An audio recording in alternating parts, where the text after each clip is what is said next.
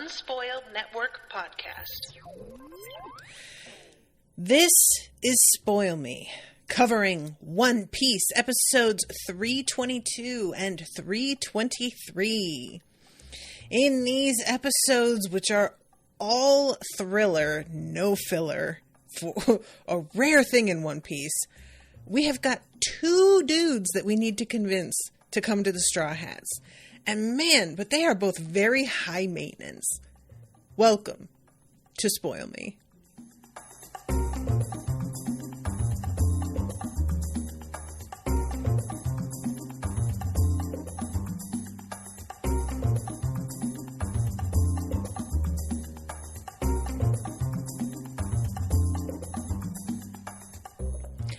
Welcome to the show, everyone. I am Natasha.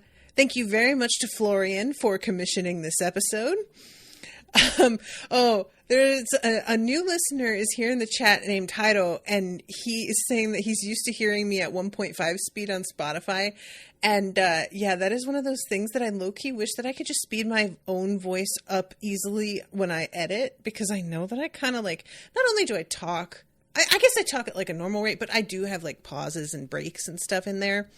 And there are times where I'm like, can't I just tighten it up? But it's very painstaking to do that manually. Also, I know when people have only listened, they don't necessarily they're not used to hearing me do my intro and then not having the intro music play. And that can really throw people off, which I also understand. Gabriella says it was Michael, not Florian. My bad. Thank you, Gabriella. Oh no, my computer is doing that thing where it's spinning and trying to be a dickhead. I'm so sorry, because I look at who booked the episode and I forget that it can say, the person who is going to be credited with commissioning it isn't necessarily the person who booked the episode. So apologies on that, but thank you, Michael. Yeah, these two episodes, I was so delighted, you guys. There is so much going on in these, and it is no joke how both of these men, I hesitate to call Usopp a man because he feels so young to me, but I guess, is he 18? I feel like he's younger than that, though, right? We'll call him a young man. They both take so much effort and energy to get back on board, literally on board. So this first of the two episodes is focused on Frankie, and Frankie is still very much, first of all, pantless, still Porky Pigging it. And we have this sequence that I was not expecting where he is standing there still trying to act like he doesn't want to come. He isn't interested. I have to stay here. And it's all very much out of obligation and duty, which everybody can see but him. And we've got the townspeople still yelling for him to put some damn clothes on. And Frankie, you guys, he eventually just starts yelling about how if you wouldn't make a lion put underwear on, then why should he put it on?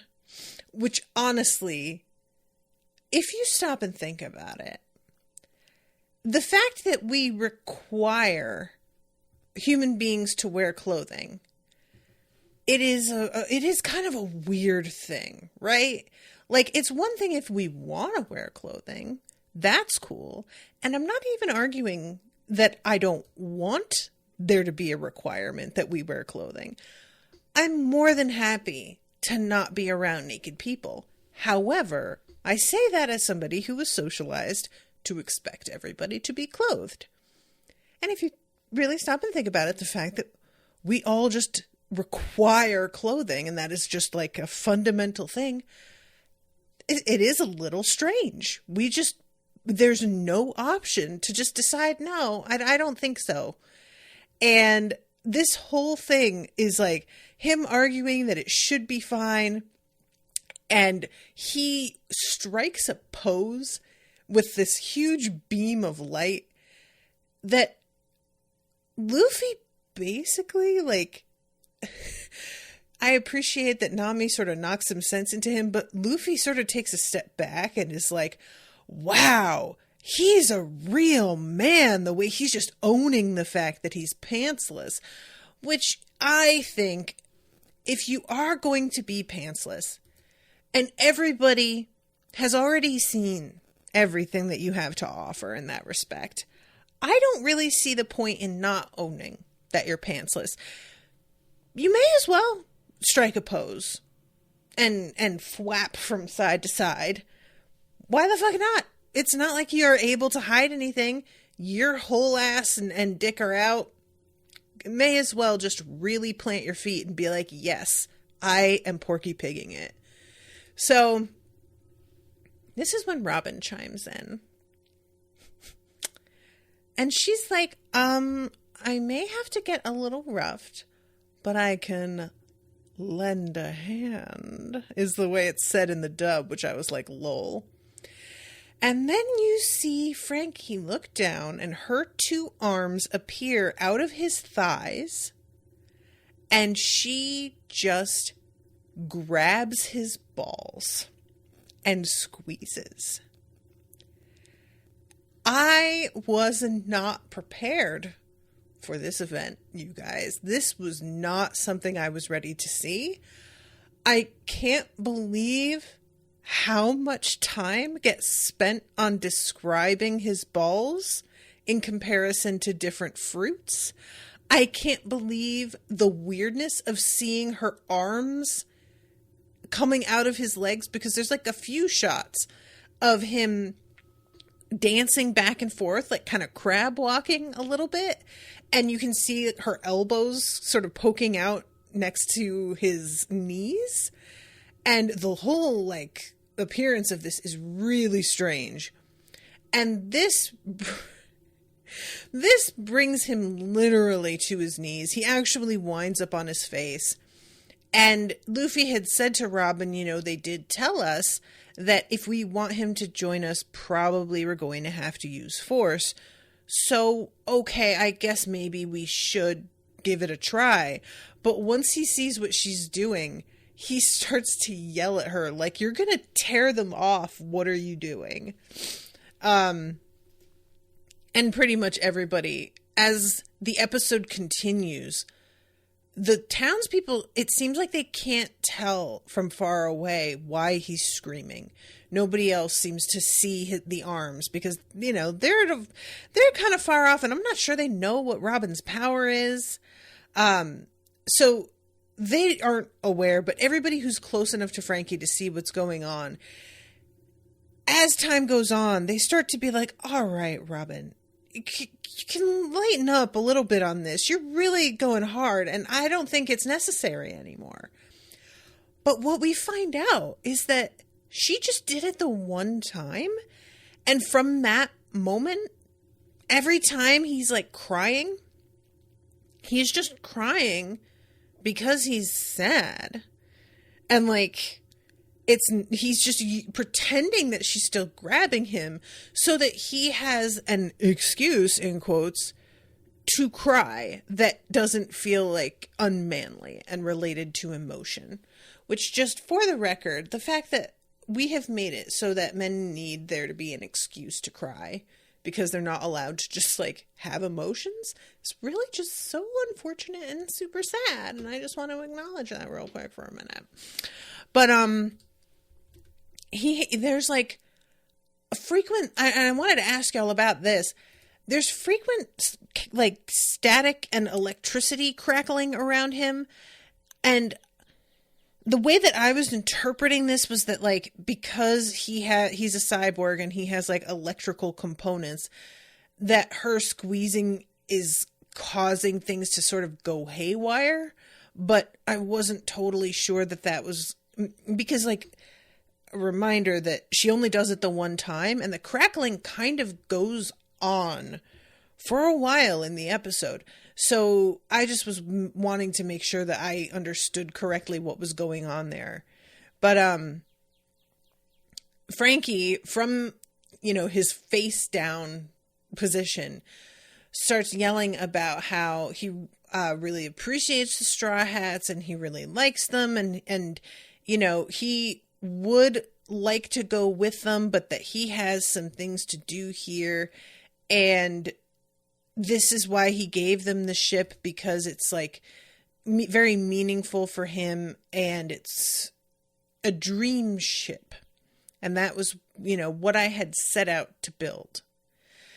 And then here comes Iceberg, and he straight up is like, yeah, you're lying. And I just want to always acknowledge that a lot of the time when I'm quoting and it's like kind of a different vibe than maybe it is in the sub, it's because I'm talking about the dub.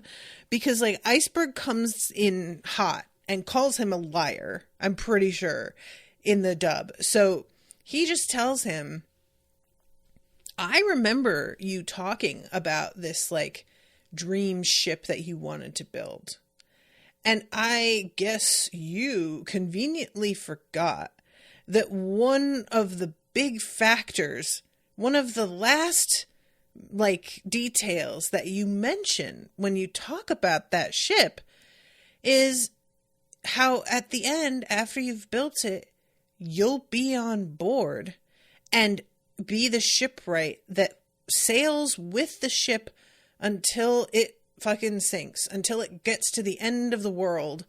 And essentially, he wants to experience what he built, which of course he does. Like, of course you do. Nobody's gonna look.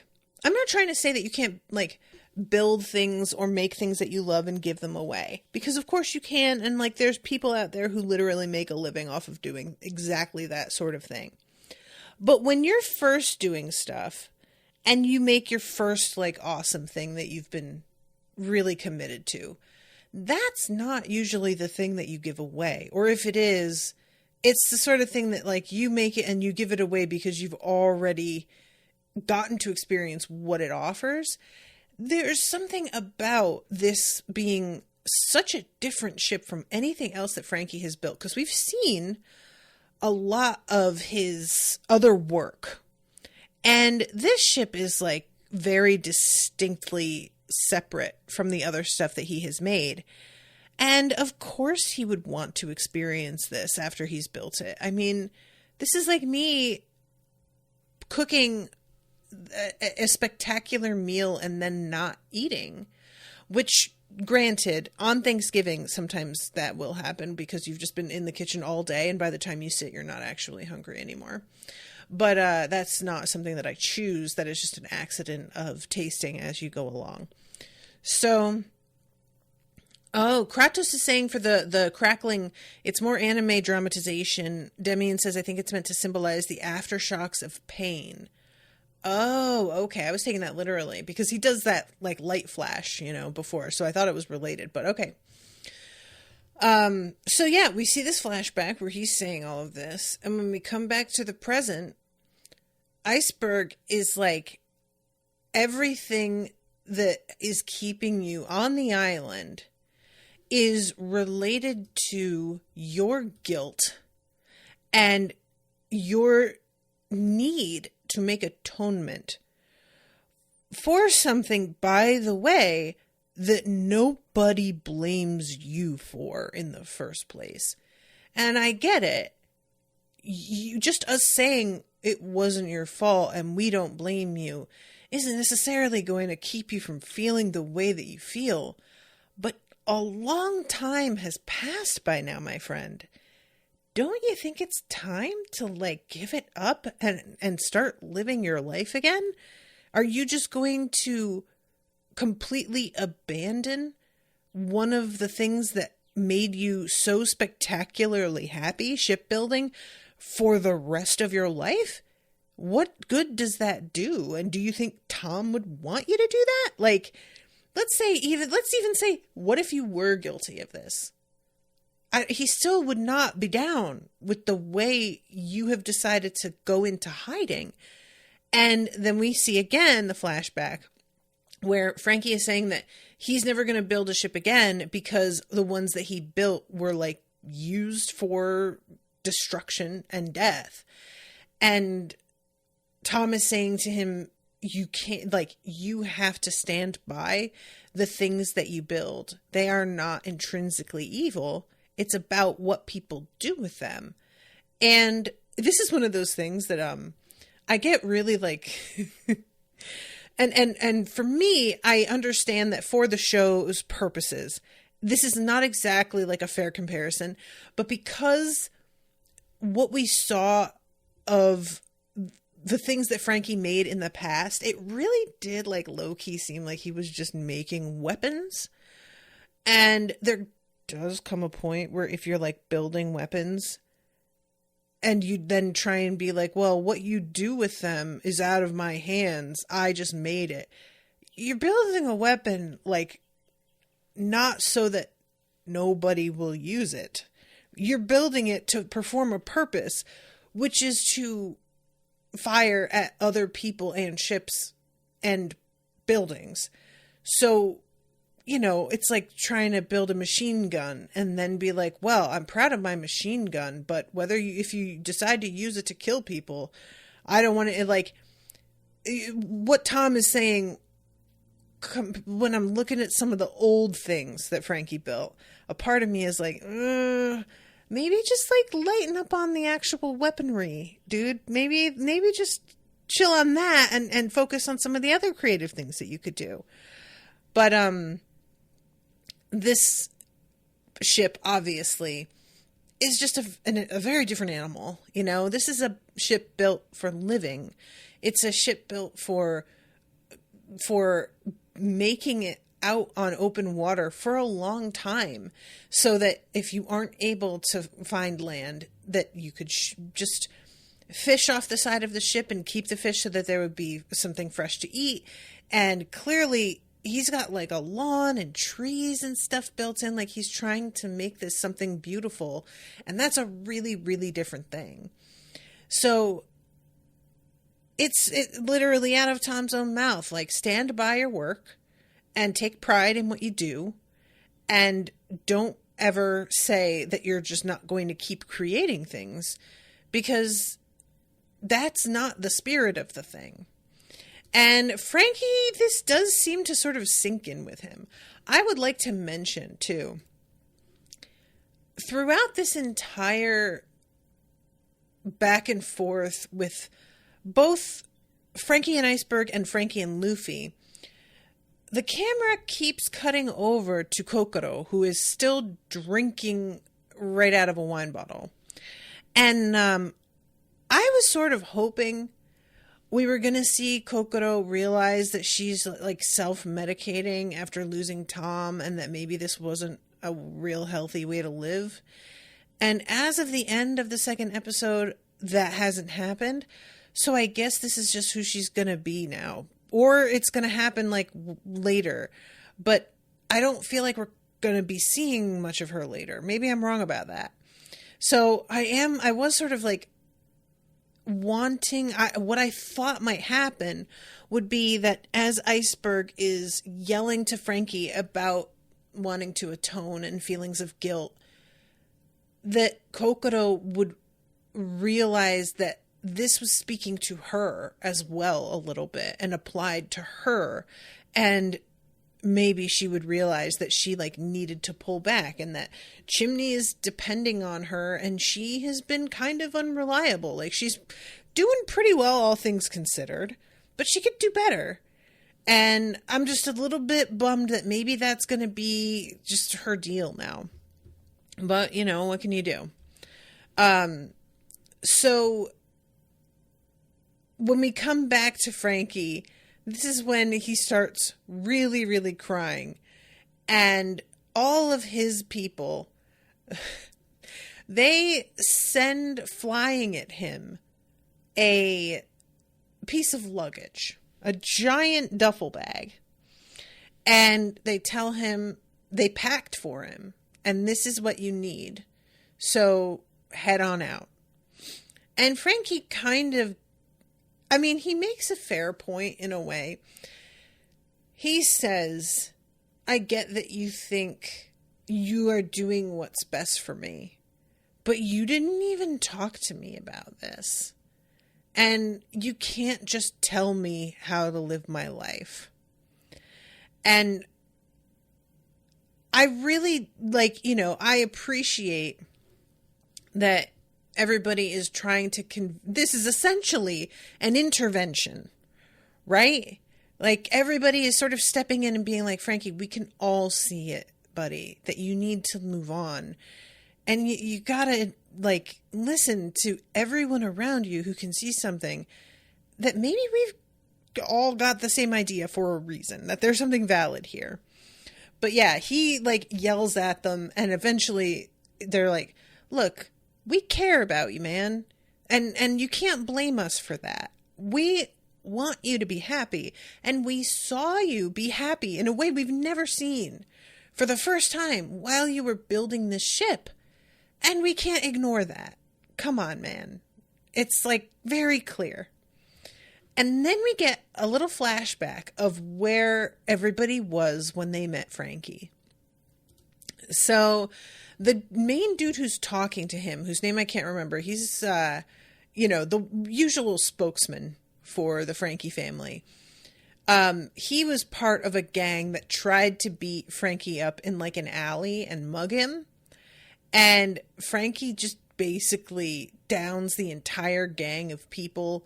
And this dude whacks him with a bar that just bends and curves around Frankie's head.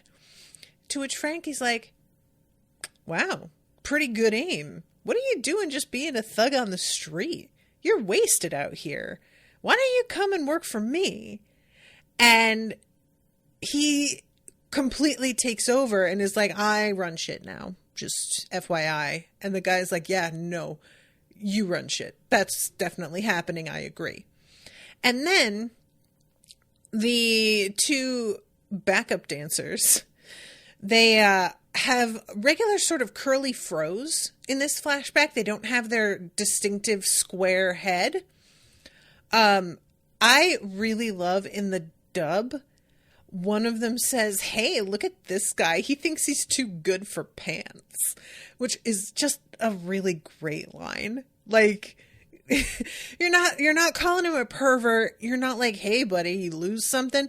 You're deciding that this man has decided pants.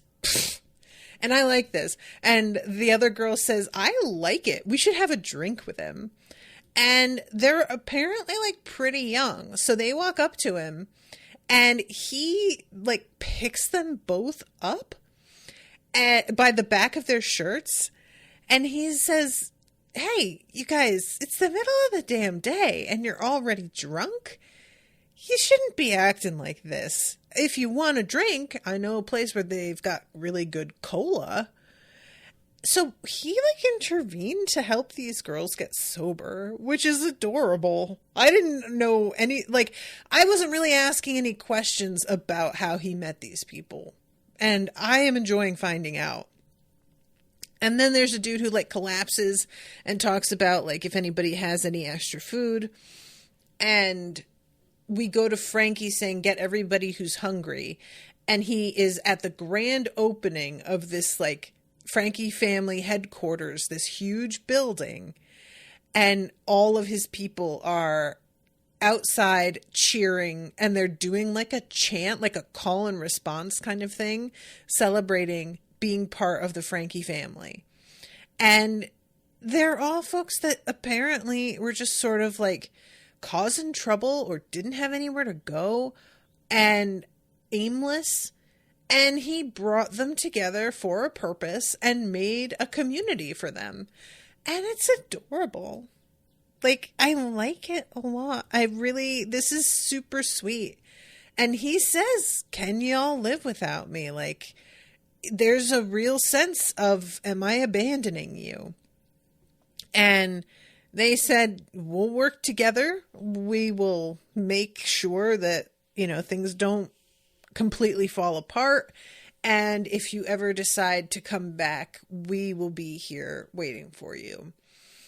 And it's really funny because he calls them underlings, And then they call themselves underlings. And underling is just such a sort of dismissive way to say it that I was surprised how affectionate it sounded when they said it. But he's in the middle of this moment, and all of a sudden Zorro and Sanji come running to the ship. And they're like, yeah, hey, bud, the Marines are actually coming for us right now. I know your grandpa said that he was going to lighten up on you. Don't know what happened with that, but he's fucking here. We're going to have to get going. So Luffy stands up and he chucks Frankie his bikini briefs. And Frankie catches them, and there's a long moment where he's looking up, and it's like he finally has sort of put things to bed with his old crew. And Luffy is like, are you going to come on board? And essentially is like, you're going to have to work for me. And Frankie's like, well, we'll see about that. This is quite a lot of ship for somebody who's a bit of an amateur. I don't want you to sink it. I guess you really need me. So yeah, I'll be your shipwright. Which I did think was kind of funny because the whole way this goes in the end is what Usopp had been rehearsing with the crew. Like the way he had sort of thought it might go. And that is actually how it goes for Frankie. And I'm kind of glad Usopp was not here to see this. To be honest, like I just feel like the way things shake out with him, we'll talk about it, but I just think seeing this go the exact way that he had like hoped and imagined it would go for himself, happening to Frankie instead, I feel like this would have like broken his spirit just a little bit. But yeah, everybody starts cheering. All right, we've got a new crew member. And then we see Frankie getting on the ship and everybody is crying and cheering. And I love that he's like getting on the ship, by the way, still buck-ass naked. Like he hasn't put his bikini briefs back on. He's just carrying them in his hand as he walks up onto the ship. So I don't know. I did find that kind of funny that he's just like, yeah, whatever. I'll get dressed in a second. Y'all have seen the show. I may as well just fucking walk up there. So that's the end of 322. And then we go to 323. And this is the real Usopp centric episode. And this is very interesting. So we start things off with the Marines and Luffy's grandpa, who is going after Luffy and is basically like, when Luffy yells at him, what the hell's the deal? You told me you were going to leave us alone. He's like, yeah, well, I changed my mind and I'm going to burn you to the ground. And then he starts just chucking cannonballs, and apparently is so strong that these cannonballs low-key go a lot faster when he throws them than they do when they're fired out of a cannon, which is tremendous, and I love it. This character is wild. Like, we have had a lot of real weird characters, and they've been weird in their own specific ways, but the combo of personality characteristics of Garp is very unpredictable. I feel like I'm not sure of my footing with him, and he seems almost like mercurial to a degree. So anyway, yeah, he is here to cause some trouble and really is going after our friends already on their new ship, like they're under attack. And we have this scene, and this is the part that I thought was really kind of compelling. So Luffy is saying because Frankie is asking, are you sure you want to set sail? Like, I'm not going to say his name, but it does seem like there's somebody missing. So what are we waiting, or what do you want to do? And then we get a flashback, and Sanji, I had asked before, or not even asked, I was just like, I couldn't tell whether Sanji heard the actual substance of what it was that Usopp was saying. But what it turns out, Sanji did hear, and he reports back to Luffy, Usopp was by himself, and he was rehearsing a speech about how he was going to rejoin the crew. And Luffy is so happy. And he says, all right, well, let's go get him. And as he leaves, Zorro yells out, hold it. And makes a really interesting point that didn't occur to me. So, I feel, this is so funny because you guys know, like, if you've listened to other shows that I do, and my response to other characters and other things, I don't want to say like I'm an unforgiving person, because that's not really it, but I need people to acknowledge what they did before I'm ready to forgive. I don't just let things go. And it feels like in a lot of TV and books, characters are just meant to sort of move on as if a thing never happened, and everybody just pretends that it didn't happen. And this is unfortunately how a lot of like families also work, that somebody could do something that's kind of horrific and unforgivable, but nobody is supposed to hold them actually accountable, and you are meant to just go to Thanksgiving with this person who deeply wronged you and not talk about it. And if you do, you're the one making drama versus the person who did the fucked up thing. So you would really think, as somebody who has taken that stance, that I would have been a little bit harder on Usopp than I have been. But what I have been saying, and, you know, I think it was in the episode with Bernadette, it might have been Gabriella, but y'all were asking me whether or not I thought Usopp was going to be, I think it was Bernadette, whether Usopp was like just going to rejoin the crew and how that would go. And I was sort of operating under the same assumptions that Usopp was, which is to say, he's been fighting with them this whole time. And it did sort of seem like we just let bygones be bygones, and he was part of things again. And I mean, okay, we can make it formal, but I thought we all were in the same place. And I didn't consider the fact that Luffy didn't know that was Usopp. The fact that he didn't is absurd, but that's what it is. He thought this was a whole other person. So he didn't know that. And even if he did, the reason that Usopp was hiding was because he felt like a fucking goon after everything that had happened. So him choosing to keep his face hidden and go by another name was a tacit acknowledgement that he fucked up. And now here he is fantasizing about not only coming back to the crew, but coming back and framing it like he's doing them a favor. And I gave Usopp so much slack because I understood how devastated he was by everything that happened with losing the money and how useless he felt. And I just sympathized so hard that I was kind of willing to overlook a lot. But thankfully, this episode, they flashed back a lot. And, you know, the flashbacks are used in sometimes ways that I feel are totally unnecessary.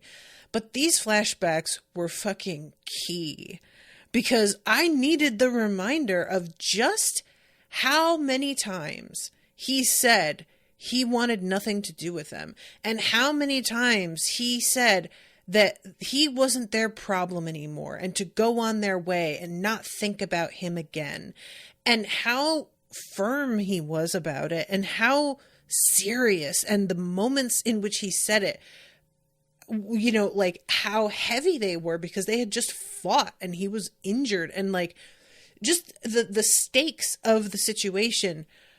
I was so willing to look past it because he was really hurt in an emotional way, but also eventually a physical way. And because of that, I wanted to give him a total pass. But once Zorro starts talking, I was sort of like, oh, wow. Because what Zorro is saying is, Luffy, you're supposed to be the captain. And this fucking ding-dong decided he was just going to not be part of the crew anymore. And now you just want to not only, and in the dub, I will say, in the sub, he says something like, you can't go to him. You can't, like, you know, try and be nice and pretend nothing happened. Here it is. Don't assume a subservient attitude toward him. In the dub, what he says is, you can't just go kiss his ass and act like nothing happened. And I was like, oh, word? Okay. And I was defensive initially. I was just like, well, Zorro, look, I get that you have a very strict code of ethics and everything, but damn. And what he does is he frames it as, we're dependent on each other. We're a team. You're supposed to be the leader. And if we're a team and we are meant to be able to rely on one another, you can't just let people come and go as they please. We can't feel confident and trusting when we can potentially bail whenever we feel like it, or one of the people we're relying on can bail when they feel like it. That's not how this is supposed to work. This is a commitment, and we're supposed to have each other's backs. And like, he got his feelings hurt, granted, but then he took it to a really intense level where he not only left, but challenged you to a duel to take the fucking ship, which is a lot. And we can't not only have people who are just bouncing in and out however much they feel like it, claiming their straw hats when it suits them, but also you, as the leader, can't let people fucking walk all over you, bruh. You're the linchpin. And unless you demand respect, you're not getting it from anybody. As soon as all of us see that you will just allow somebody to come back, and not only allow, you're going to go to him? I'm sorry, but you do that and I'm out. Because I won't respect you anymore, and I can't follow a person that I don't respect. And Nami and Chopper, who were both going to like accompany Luffy, are kind of like, Zorro, that is really harsh. But as he keeps talking, they both sort of calm a little bit and seem to see his point. And Zorro is like, if he wants to rejoin, I'm not saying tell him no, but he has to come to you, and he needs to be the one to apologize. If he tries to come back and act like nothing happened, that's cowardly and dishonest, and we shouldn't take him back. I'm saying take him back with conditions on his behavior and whether he decides to like be a man about this or not. And I was like, wow, that didn't even fucking occur to me, you guys. Dead serious.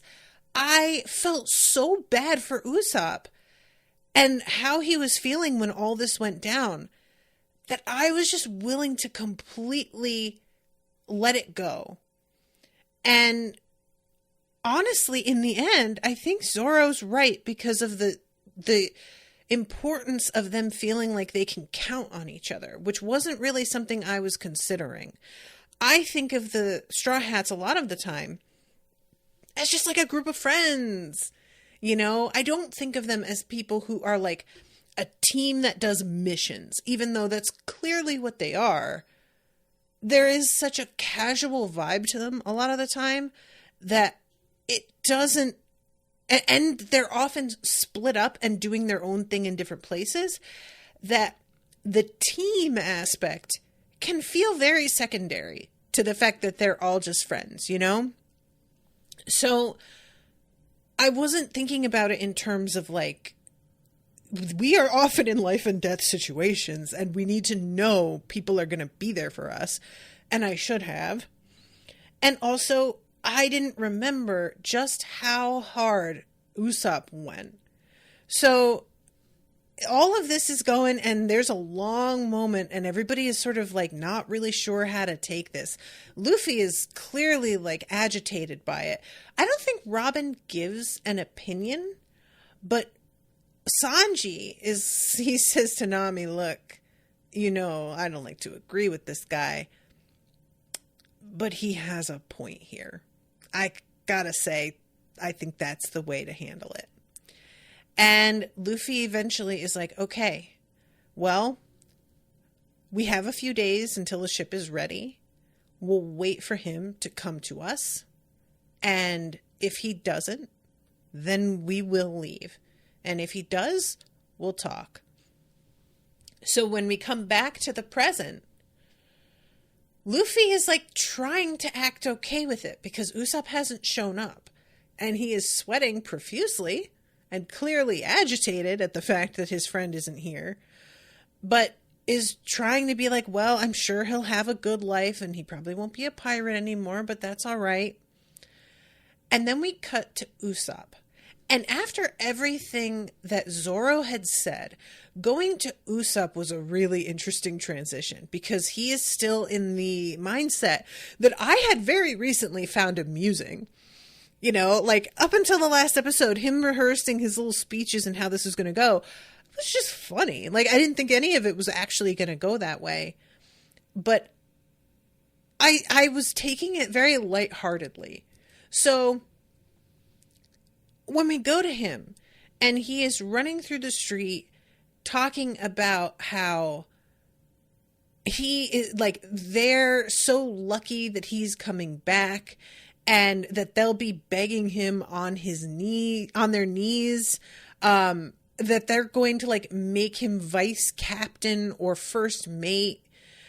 And, you know, basically I've got it all figured out. Every time I get slapped down, I get back up again. I know how to like, you know, always come out on top. I was realizing like, wow, yeah, Zorro is like 100% right. He doesn't see the way this looked to everybody else, probably because he is also so wrapped up in how he felt when this went down, that he's giving himself the slack that I was also giving him.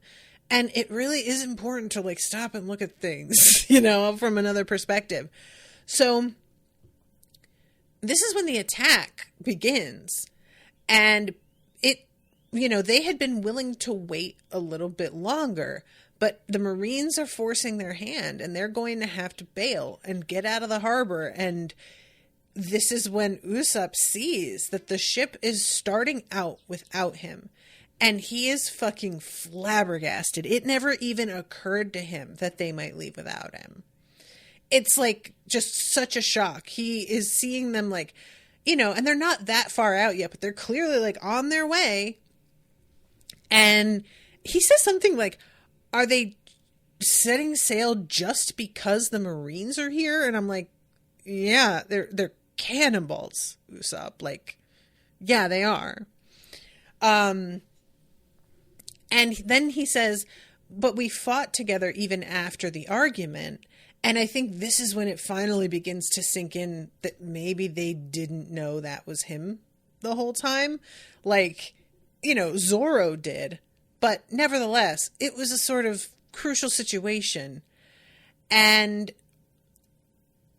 I will say that considering how hard he was on himself when the whole fight happened and how little he valued himself, it was sort of refreshing to see him say that I was like the sniper king that great fighter. And I was like, look at you. You were saying, like, I can't keep up with you guys. Your strength is monstrous. And now he's over here like, I did some shit. You don't remember? And I was like, wow, okay. See, now you've got a little bit more confidence in your abilities. I like that. That's good for you. So he starts running down towards the shore. And he's saying, you know, I'm back for you guys. You know, I can't understand why you would just abandon me this way. And he leaps off the end of the stairs that had been broken. So it's like quite a drop. And he lands in superhero pose, which is pretty good. I don't feel like old Usopp would have done that. And when he says something about like, I can't believe that you took those jokes I said seriously. You know, and then he begins to think, really think. I can't get over the fact that he's like, you guys are crying with joy, right? I'll be your vice captain, aren't you? And then the flashback, Luffy, I can't go along with you anymore. Sorry to cause you trouble right up till the end. Don't tell me you believed that joke I made.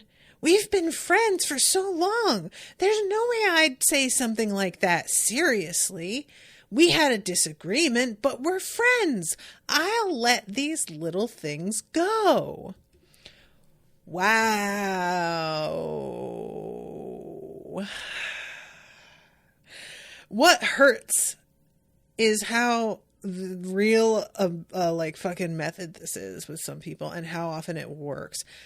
First of all, oh my God, I can't believe you got mad about that. It was a joke. It was just a joke. Like, God. That is number one in the asshole arsenal. Like, the very first thing they say is they try and make you look like you're being petty and small for being mad. And then I'll let little things like this go. Turning it around like he's doing them such a favor. Sir, I don't know if you noticed, but they're the ones with the incredible ship leaving you. You're not doing them any favors. They don't need you, actually. They have somebody who is a real shipwright, built this ship almost himself, you know? Let's see. Haido says there's a difference between lying and joking. It's a flag when people try to sweep away abuse and being hurtful as joking around. Exactly. And it's always like I've seen this called Schrodinger's douchebag, where it depends if they say it's a joke on what the reaction is they get. So if everybody seems to agree, then they were being serious. If nobody agrees with them and people seem kind of angry or hurt, then it was just a joke. And it's completely dependent on the reception, which means that you aren't saying shit with your chest.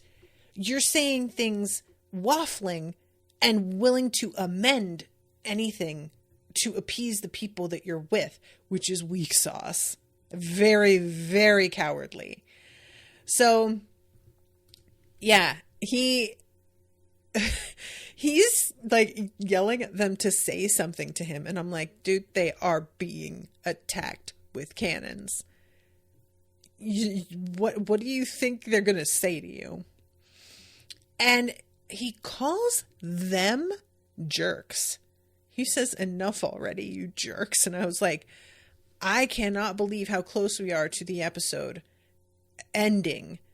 And he still is like not seeing the reality. So this is the point when I think it's Chopper notices that Usopp is out there and that he's talking to them. Luffy says he can't hear him. Zorro says he can't hear him. Frankie says you're full of shit. I know you can hear him. So I'm assuming when they say I can't hear him, it's because he's not apologizing. So they're just ignoring him, right? So Usopp is standing there and he just says, oh, so that's how it is. You're really just gonna leave me here? Okay, fine. I see. And then flashback to him grabbing Luffy and screaming in his face about leaving behind the ship, which again, I would like to remind him that shit was broken. Go ahead and cut off useless friends one after another and move on.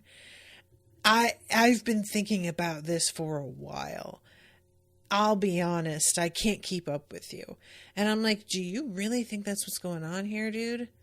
Like, you just waited until the very last second. You really left it because you were that certain that you were going to be welcomed back. And thinking back, when I was about to sail out, you guys asked me to join you. And yeah, remember? Do you remember? We don't have to travel together when we have a difference of opinion. That's him saying that. His flashback on his speech. Last thing, where I'm going is my own business. It has nothing to do with you guys anymore. I'm leaving the gang.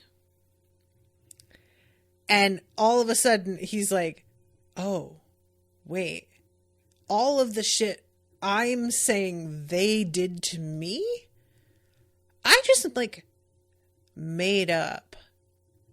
The cutting off people who are weak. Since we have a difference of opinion, we don't have to travel together anymore. All of that came out of my mouth. Hang on a minute. And it's like it truly had not occurred to him until this moment.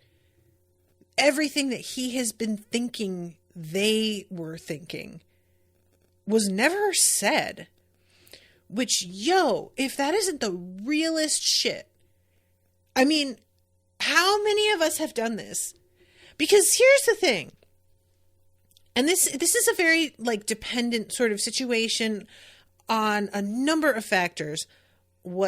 How you were personally raised and the way that you handle interpersonal situations and relationships. But if you are somebody who, like me, for example, overthinks things and who can be really smug and think she knows everything, including about other people, it's really easy to think that you know what's going through somebody else's head. And you get so fucking convinced you're right. You don't wait for any verification of that from the party you're accusing of feeling this way. You just have this arrogance that you know what they're feeling and thinking, whether they say it or not, which is truly I'm not saying that we can't have insight based on people's past behavior, of course, but there's no past behavior for him to be basing any of this on. This is purely his own insecurities and his own reaction to the trauma of letting the team down and getting his ass kicked multiple times. So it's really, and I've had this happen a couple times where I thought for sure I knew what was happening with somebody, and thankfully I didn't act on what I thought I knew, because come to find out I was so off base that it was insulting to that person. I was so wrong, and it would have been deeply hurtful if I had ever let them know that was what I thought of them. And I was so relieved that I fucking kept my mouth shut. But it's a really easy trap to fall into, especially if you are somebody who avoids confrontation. Because if you don't actually want to talk to somebody about how they're feeling, then you can make up this whole story instead and pretend that you're dealing with it. No, you're not. You're just storytelling. You're just fucking fan fictioning your life. That's not communication. That's you fucking shitting all over somebody else and being like, oh my God, I can't believe you shit so much. So this whole thing, like, it takes a second, and all of a sudden, finally, he yells, I'm sorry. And Luffy stops dead. And I'm sorry for being stubborn and bullheaded. I was wrong. And Chopper is so happy. His face, you guys. I love him. Everybody else has a little smile. Chopper is like, ah! He is so thrilled. I know I'm being pathetic. I know I said I was leaving the gang, but is there any chance that I can take that back? There it is for me. I can take that back. He is acknowledging all of this was his doing and his choice, and he is the one that needs to retract what was said. I love this so much. I love it so, so much, you guys. It was just, I loved it so much. And yeah, can I please? And Luffy is just standing there looking at him. He's got that fucking ugly cry going on with the snot and the mouth that's all like rippling. Can I please stay with you? Let me join you. And Luffy he has a look on his face for a second, and then he shoots his arm out and he holds his hand out and he's like, well, what are you waiting for? Are you going to grab my hand or not? He calls him an idiot. And Usopp grabs his hand. They're both ugly crying. It's really something. When Luffy grabs his hand, ugly crying, and is yanking him back, and he like turns to the camera, you guys, I'm going to screen share this really quick for a moment because this shit is so funny to me. And look at his face. Look at that face. Look at it. Woo! Damn. That is gold. That is really good. Oh God, I love it so much. And yeah, basically everybody on board. I mean, not everybody. Okay, granted. Nami starts crying. Sanji is like very excitable. I don't think we see actual tears coming from him. I'm sure Chopper's crying. But it didn't occur to me about Luffy just reaching back with his power, because I was looking at how far the ship was getting, and I was like, how are they gonna just turn around and go back for him? Like, how would that even work, you know? And Luffy's like, all right, we got to deal with these cannonballs so that we can then go on our adventure. And that is the end of the episode. So, Hados is sprinkling in real insecurities and topping it with being vulnerable because you want to make a point and emotionally force people to agree with you because they feel bad. Yeah. It might surprise some of you, but I am not about confrontation. I don't like it. When I decide I'm going to do it, I really do it. In a way that might be too aggressive. But I try to avoid it as much as I can because it makes my stomach hurt. I'm like Chidi in The Good Place. I just, literally, I feel pain over it. And I hate conflict. Especially when it feels like somebody is coming from a place that I truly cannot understand. Because I'm pretty good at putting myself in other people's perspectives a lot of the time. But there are certain things where it's just not going to happen. I can't see from all perspectives. I can't do it. I'll put in a good effort, but it's not always going to happen. So, you know, when I run into some things that I'm just like, I just don't get why you would ever think this or why you would ever do this or handle this way. it can be really tough. But because I avoid conflict, it leads to overthinking and it leads to storytelling, which then leads to you getting like your dander up in a whole other way that's not even related to the facts of the situation. And it will lead to you then thinking they owe you an apology. Actually, it's wild. It really is. Like, I've seen this in myself a lot over the past few years, especially. But like, when I look back at my divorce, kiddos, it was not pretty. A bitch was a bitch. Like, there were certainly things that were justified on my part, but I really did fill in a lot of gaps with things that hadn't happened or hadn't been said, and handled it poorly. So I feel for Usopp so much. I really do. I think he's my fave. Like, Chopper is number one because he's a cinnamon roll, but Usopp is number one because he's just like a regular dude that I understand in a regular way. And I am so glad that he's back.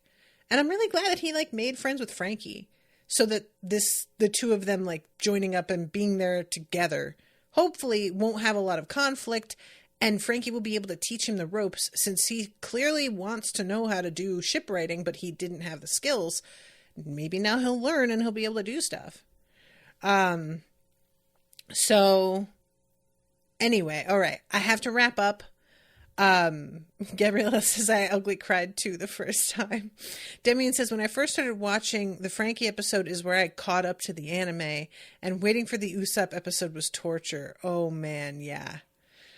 Yeah, I mean, you guys know, I had been waiting for this whole thing to resolve and was surprised at how long it took. And I would like to note, Luffy and Chopper still don't know he's Sniper King. It hasn't happened yet. So I'm really like hoping next episode we get that, because they have welcomed him back and that's great, but they still don't know that, which is fucking hysterical to me. This was a really, really fun couple of episodes and just packed with good stuff. So we've got a wannabe episode next time, which is a co-host. I didn't look to see who's joining me on that one. Forgive me. And then the one after that is a voyeur, which is a live watch followed by a wannabe in the same day. So yeah, we've got a lot of big stuff coming up, I guess. So thank you guys again so much for joining me on these and hanging out with me and giving me info and whatnot. I really do appreciate it. Thank you very much to Michael for commissioning this episode. And sorry I didn't credit you originally, Michael, but what's up? Appreciate you. Oh, Kratos! Kratos is coming. Nice. I'll be very excited. Until next time, y'all. Toodaloo, motherfuckers.